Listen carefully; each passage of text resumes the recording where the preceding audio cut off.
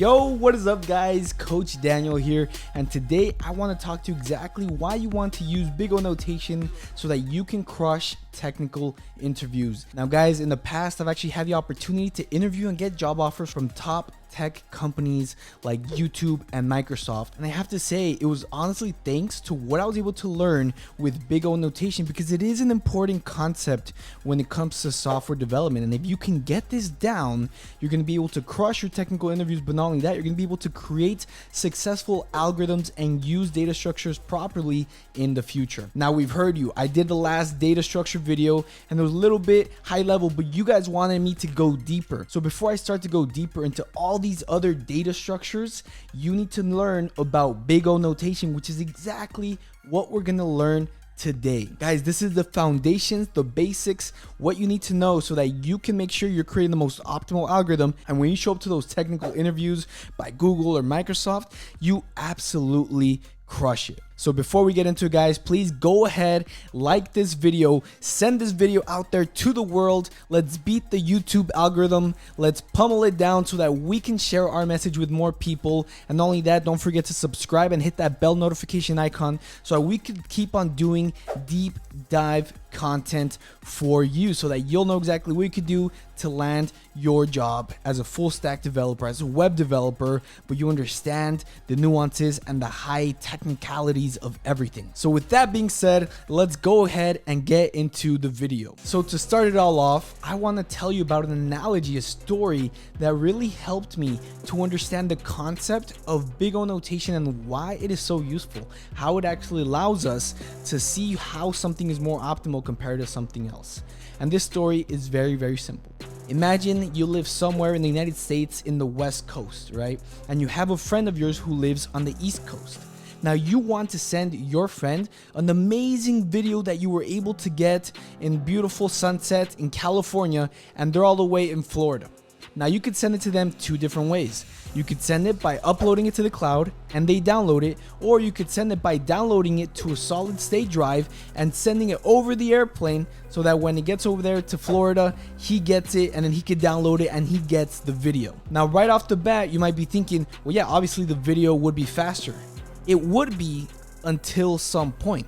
Because let's think about it. If this was just a simple 1-minute video, it would probably take that video to send over the cloud maybe just about 5 to 10 minutes at most. If you were to send it over an airplane, it would take the 6 hours just to get from LA all the way down to Jacksonville, Florida. But now, let me ask you this. What if the video was actually a humongous video? What if it was like this 10-hour video? What if it was all the clips that would be needed to create one of these amazing movies, unedited, raw video, something like 300 gigabytes, some ridiculous amount? Well, now the story changes, because now if you happen to upload it to the cloud, that might take around like 5 to 10 hours, and if they're downloading it, that might take another 5 to 10 hours. But think about this.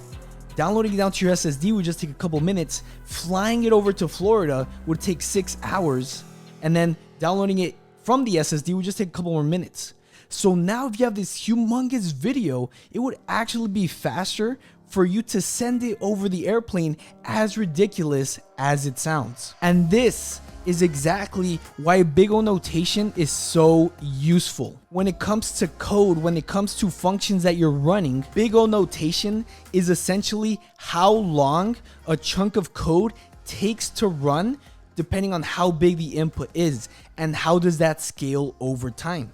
So again, taking it back to the analogy, if I just had a small input or a small video, then it would be faster to just send it over the cloud. But if I had a huge input or a huge video, it would actually be faster to send it over the airplane. So when we start to look at code and we look at a chunk of code, we want to ask, depending on the input, if the input grows over time, how is this code going to execute over time? Is it going to take longer and longer, like uploading it and downloading it to the cloud? Or is it going to stay constant, like just sending it over the airplane? So this epic analogy allowed me to understand why it is that we want to look at the code and start to see where it will be optimal and where it's going to take longer and how it acts over a long period of time and how it scales with the input. But now the second question becomes, well, how do you actually actually now keep track of this time? How do you actually see how something is going to scale with time? Well, it's very simple. This is specifically where the big O notation comes. Whenever you see the O with the parentheses and you see some function inside, all it is a representation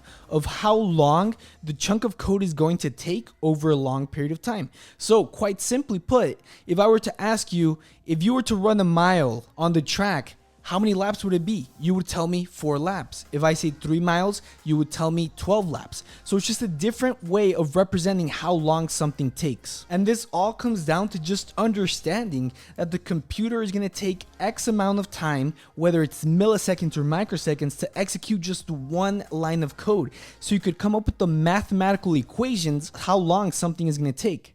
Now in Big O notation, these equations don't have to be perfect, but they just have to give a good model of how it's going to act over time. Guys, today's sponsor is Hostinger. And the reason why we decided to partner up with Hostinger is because if you really want to start to generate money and make money as a developer, whether it's freelancer, whatever that is, you're gonna have to learn how to build websites. And that could be for either specific clients that you get as a freelancer, or even for yourself if you're trying to build your own portfolio where you could showcase your own projects. So what I want to do is I want to get into the website builder to show you how simple, quick, and easy it is to make websites. So once you start going to the web builder, you could start to build a website from all these different templates that they have available to you. When you get the template and you select it, you can now go to the website, and it makes it easy to be able to modify anything from the website, whether that's just changing the pictures or changing the text. So again, if you do have a client who's looking for a good website that you're able to get from as a freelancer, you can then create fast websites for them. And again, you can make it super beautiful. The design is easy to use, easy to implement, and the websites you'll be creating from this, you could definitely charge a lot of money for. You can start to build your own online portfolio, because when you're submitting job applications or when you're trying to get a next contract, you're going to want to show them the work that you've done.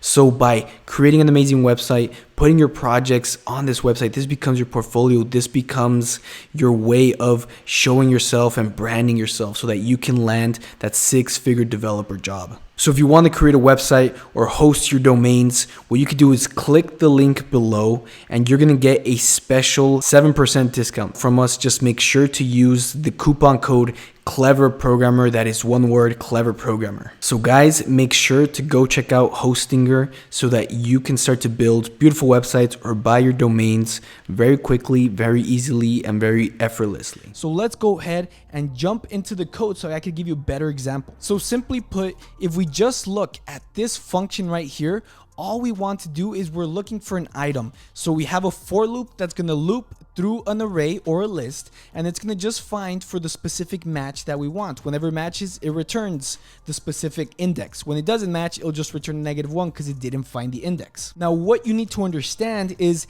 each line of code is going to take some time for the computer to execute it. So the minute the computer starts with the function, it's going to take milliseconds for it to execute this line of code. And it's going to take another fraction of a millisecond to execute this code. And it's going to take another fraction of a millisecond to execute this code, so on and so forth. So now we can start to see why it's important to look at the input. So in this case, the input would be the items. This would be the list of items. What we're noticing is this for loop is going to go through every single item just one time. If the list of items is of size 20, that means worst case scenario where there is not a match, this is going to loop 20 times. So now if the items is 50, it's going to loop 50 times. If the items is 1,000, it's going to loop 1,000 times. So we start to notice a trend here. As the input grows, the time is going to grow, or the time that it takes is going to grow in the exact same proportion. And this starts to represent a line called big O of n, or it's linear, where n is just some representation of the input, where n is just the size of the input. Now it could be m, it could be x, it could be whatever variable you want, but just it is standardized to start with n as the initial size of an input. So now that that's making sense, and we understand that each line of code is going to take a fraction of a millisecond to run, and if we have to run it X amount of times because of the size of the input, now we can start to graph how long something is going to take over a specific period of time. Now, again, I said we don't have to be specific, so very often it's going to boil down to just a few different types of functions that we can get. So let's dive into it real quick and let me show you what functions these are. Now, here in front of me, I have this amazing graph. I think it's amazing because it's color coordinated and it's going to help you to see what is an optimal algorithm versus what is not an optimal algorithm. But before we get into that, let's observe and see what some of these lines are. So if you remember your TI-89, you could just go into the calculator, put y equals x, and it'll graph something for you. So if you were to graph all these functions, you would see a very similar thing. So here at the very bottom, we have big O of 1, which is just a constant. This is very similar to when you have like your y equals 5 and you just see a straight line. This means this is the most optimal type of algorithm because it doesn't matter how big your input gets, right? Or it doesn't matter how many operations you have. It's always going to be instantly whenever you ask for that operation. Right above that, we have log of n. Log of n would be like if you were to divide something by 2 every single time. Very similar to binary search. You get somewhere really, really quick. After that, we have big O of n, which is what we just talked about, where depending on how large the input is, that's probably going to take the same amount of time because you're just scaling those operations linearly. And then we have n log n, which might be hit up by some sort of sorting algorithms like merge sort, where you would multiply n times log n and they would start to grow over time. And then we have the gross algorithms that nobody likes, which is like n squared, 2 to the power of n, and n factorial. Now again, the color coordination is going to tell you which are the type of algorithms you want to achieve and you want to go for. So if you have an algorithm, if you have a way of solving something that takes n squared, that's probably a horrible way to go about it, right? They labeled it here red for horrible. So you're going to want to try to improve that at least to n log n. If you can, improve it to n or log n as far as you can. But here's the reality. There's going to be some things that just cannot get better than n squared. There's going to be some things that just can't get better than 2 to the power of n. For example, the Hanoi Towers. You could look at that problem and see how that's going to be something that can't really get any faster. So the reason I show you this is because these are the different types of time functions that it's going to boil down to most of the time. Now, the reason I say boil down to most of the time is because depending on the function, it's always going to change and what your function actually is. But there's several rules that allow you to simplify the function because again, we don't want the perfect function.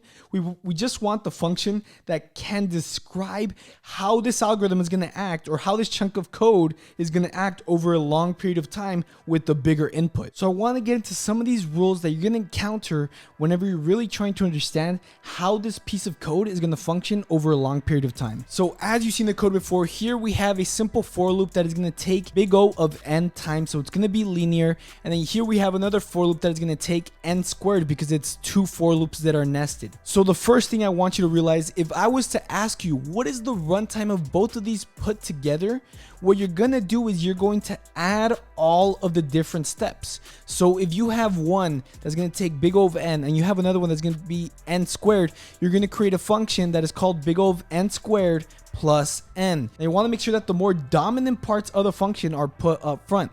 The reason n squared is more dominant than n, because if we were to refer back to this chart, n squared is going to take a lot longer than n over a long period of time. So n literally becomes irrelevant. And that's the rule for number 3. Whenever you do have a long function like that, you can take off all the non-dominant factors here.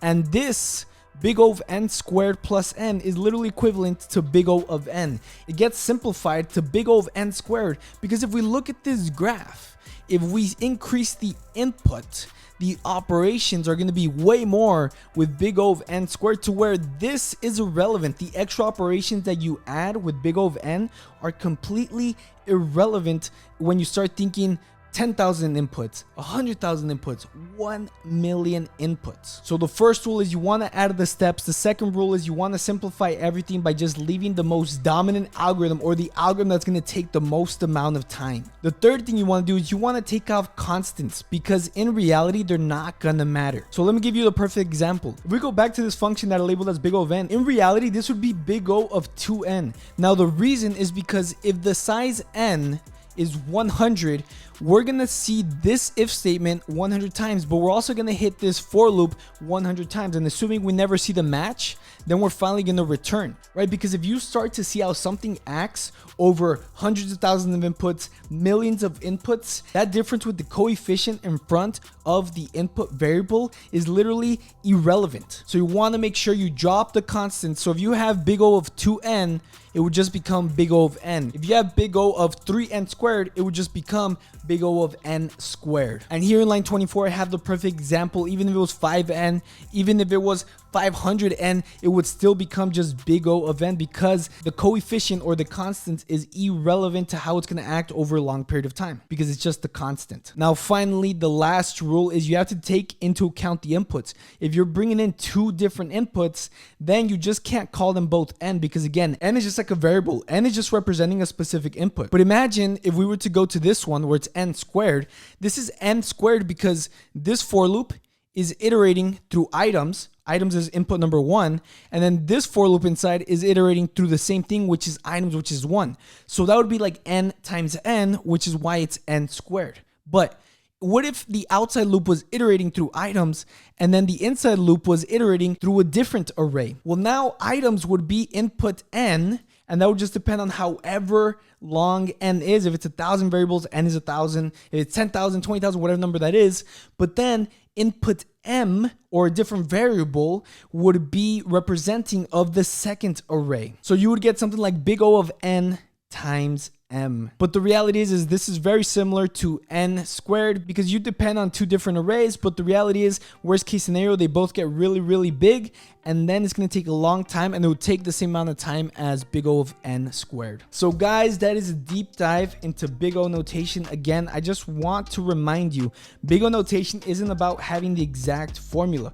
You can come up with the exact formula. You can literally count and estimate every single line of code that is going to be executed depending on the size of your input. But the point isn't that. The point is just to see how your function, how your piece of code is going to act when the input grows over time, when it goes from an input of size 10 to 100 to 10,000 to 100,000 to 1 million to 10 million. How much longer is your function going to take over a specific period of time? I hope this was able to start to bring some value and solidify some of these ideas, because very often people tend to be a little bit scared of big O notation, because yes, it has to do a little bit of math, but if you start to nail down these skills, if you start to practice it, if you throw yourself into a bunch of different types of for loops, nested for loops, and all these crazy things, you can start to see a lot of different algorithms. You can start to see how fast they act. You're going to start to understand how pieces of code are going to act over a long period of time, and it's going to become almost second nature for you to be able to get the time complexity of a specific thing. Now, again, the reason the time complexity is super important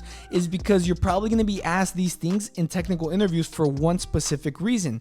Because if you can understand how a function will act over time, you'll be able to solve the right problem with the right data structure, with the right algorithm, and you become a problem solver. Because if you don't know these nuances, if you don't know these differences of how a piece of code will act over time, then you might implement the wrong solution, and that is not good, especially if you're trying to become a six-figure developer, right? Because someone who gets paid six figures wouldn't be making these kinds of mistakes, right? Someone who gets paid six figures will be going through those technical interview questions. So if you do want to get on that path of becoming a six-figure developer, not only that, we also have a free training for you.